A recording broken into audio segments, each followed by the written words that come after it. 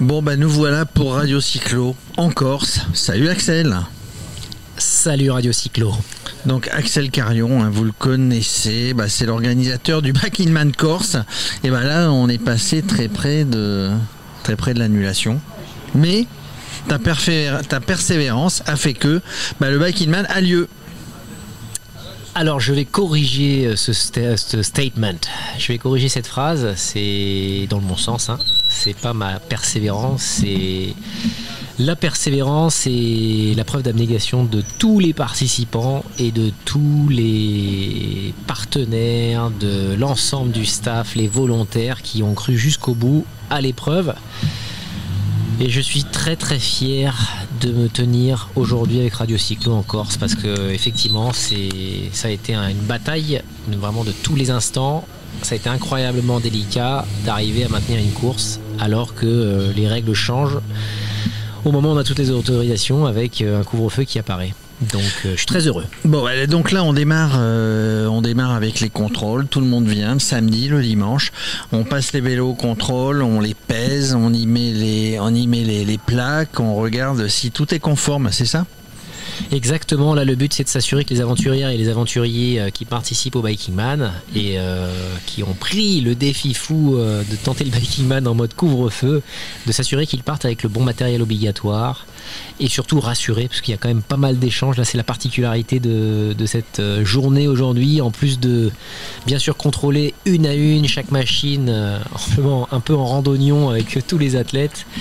C'est d'échanger, c'est de rassurer et c'est de prévoir ce qui s'annonce, c'est-à-dire une épreuve, je pense, encore plus dingue de par la contrainte du couvre-feu et le respect des règles sanitaires.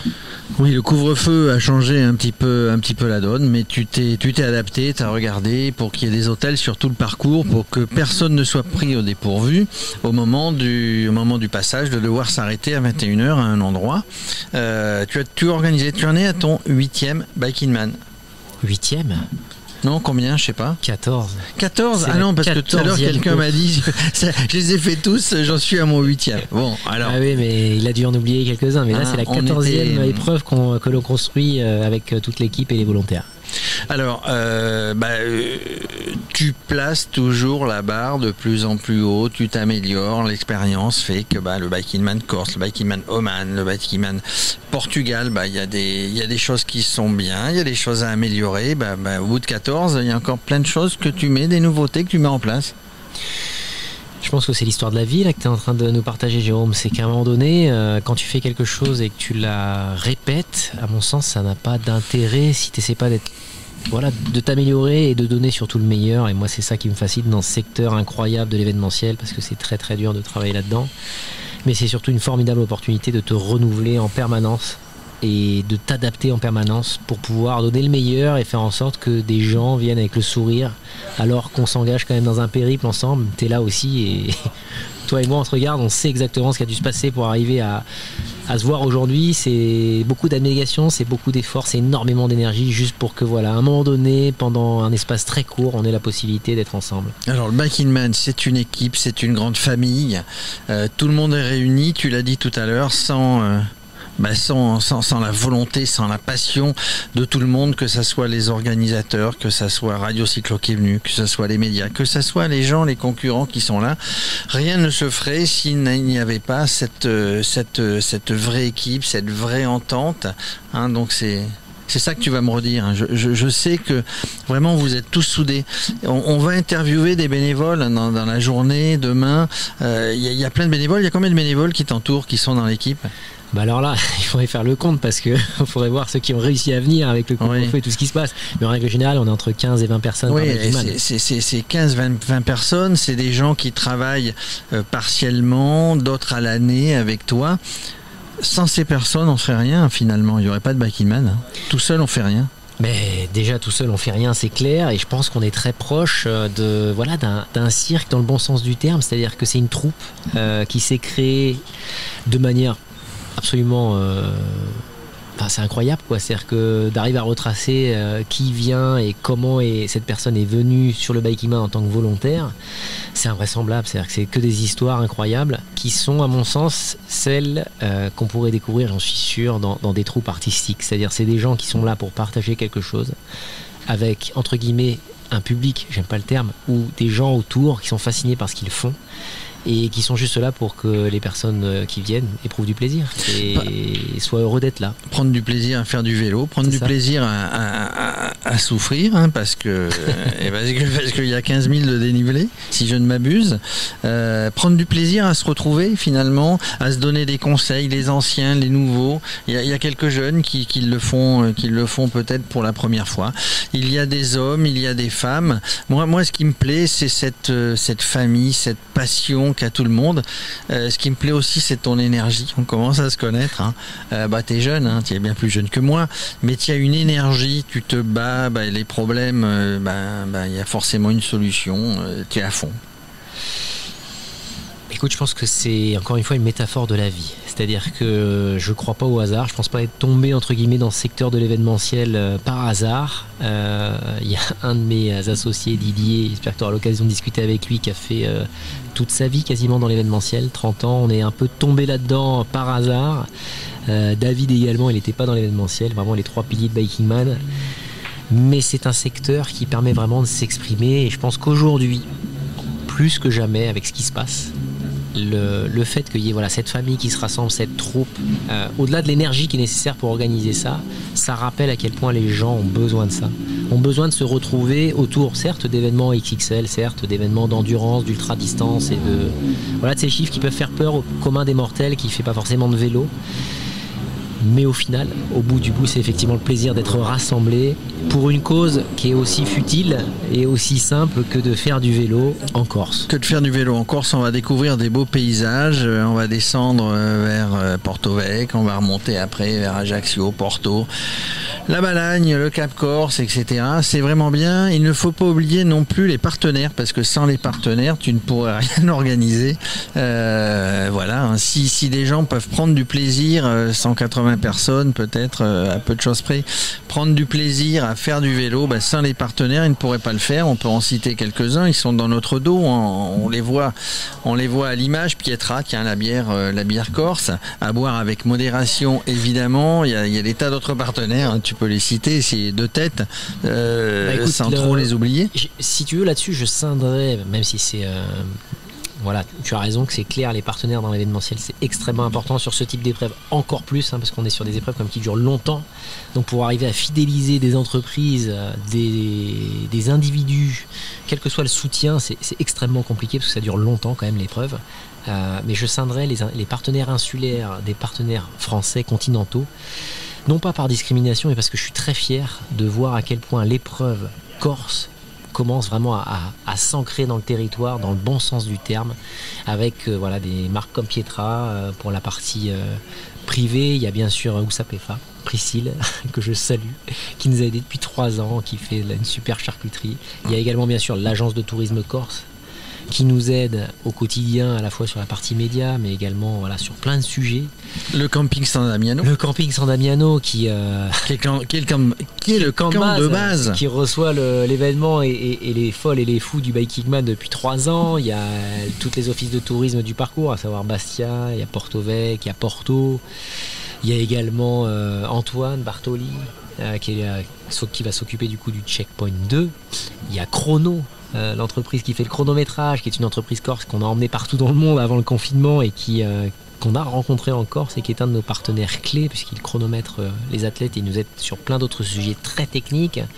Il y a Spot également pour la partie des GPS, des suivis en ligne. Il en faut. Puis il y a des médias. Et puis il y a les médias. Toi, parce que Radio Cyclo est là. T'es là. Radio Cyclo n'a pas hésité une seconde à venir, de toute manière. Il y a également la France Télévisions, Riding Zone. John, je le salue, Politure, parce que c'est pareil, c'est des gens, tu aides, vous aidez la partie média à rendre accessible au commun des mortels ce type d'épreuve qui reste quand même confidentiel et à mon sens qui a pour qui a pour objectif final de rester confidentiel dans sa pratique. C'est-à-dire qu'il ne faut pas imaginer que ce soit des épreuves de très grande ampleur. Là, on est sur une épreuve qui a fonctionné actuellement avec le Covid et le couvre-feu parce que c'est un contexte d'événement très particulier où les gens sont prêts finalement à partir en solitaire pour avoir le bonheur à un moment donné d'être suivis soit sur les réseaux sociaux, soit d'avoir 1-2 personnes à un endroit du parcours. Ça peut être un véhicule média, juste avoir un clin d'œil sur un challenge qui se lance.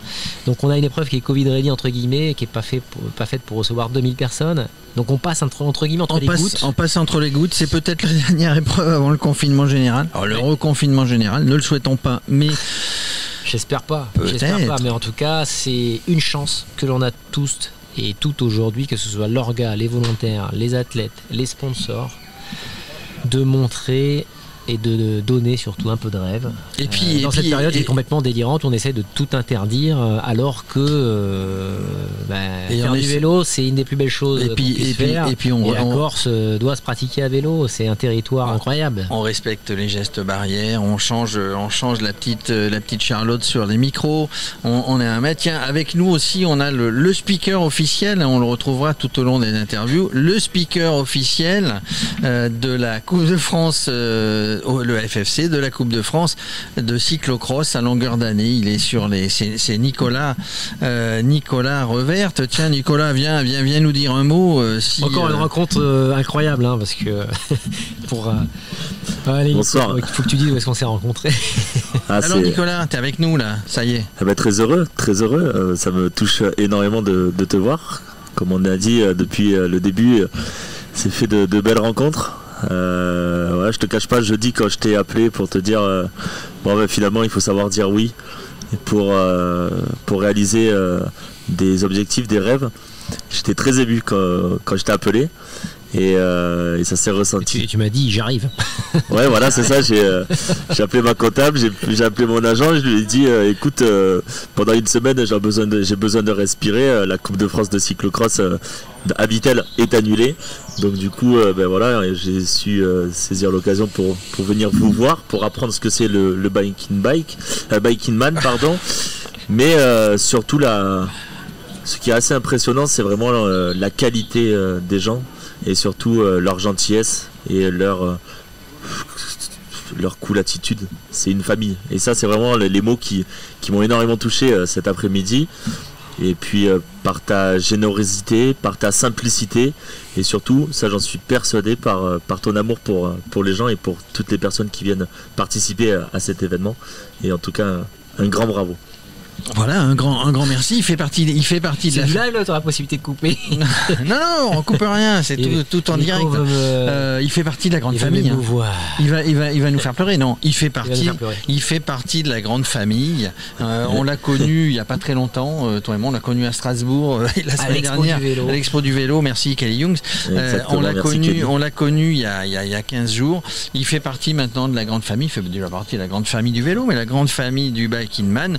Il va nous aider avec ses connaissances toute l'après-midi du samedi, toute la journée du dimanche. Il va suivre ça, puis après il va passer une petite semaine ici à se la couler douce, et puis il sera là pour accueillir les concurrents, les premiers qui vont mettre un petit peu plus de temps que prévu parce qu'ils vont devoir s'arrêter dormir, hein. Donc voilà, ça a été une capacité d'Axel et de ses associés, une capacité d'adaptation. Il y a quelques problèmes, on trouve des solutions, on met en place, et le biking man va rouler. Voilà les amis.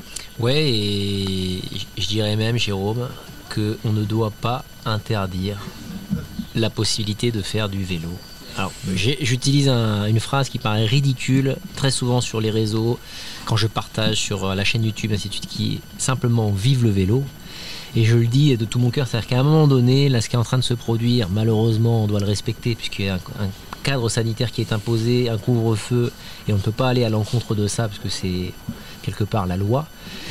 Mais j'espère qu'on ne va pas interdire les gens de faire du vélo, parce que c'est une belle liberté. Et aujourd'hui, tous les gens qui sont là, que ce soit les volontaires qui sont là pour aider, l'orga, mais surtout les participants, on est tous ambassadeurs de ça, on est tous ambassadeurs de ce libre arbitre qui consiste à montrer qu'il est encore possible de faire du vélo dans des territoires incroyables, en l'occurrence le joyau de la Méditerranée. Et ambassadeur de l'avenir de demain, comme on l'a vu avec le salon de l'Expo du vélo qui parlait énormément d'écologie, et le vélo passe par là. Voilà, il n'est pas interdit, il est même recommandé de faire du vélo, et grâce à toi, eh bien, nous sommes là pour faire du vélo. Enfin, eux, grâce à nous. Et eux, ils vont faire du vélo, puis nous, on va tenter de les suivre. On va tenter de les suivre, on va leur faire raconter de belles histoires. Merci messieurs, allez, c'est parti pour le Back in Man. En avant, on se retrouve demain, après-demain, sur les belles routes de Corse. Admirez la nature, à vélo, faites gaffe quand même à la sortie du virage, hein, c'est un conseil.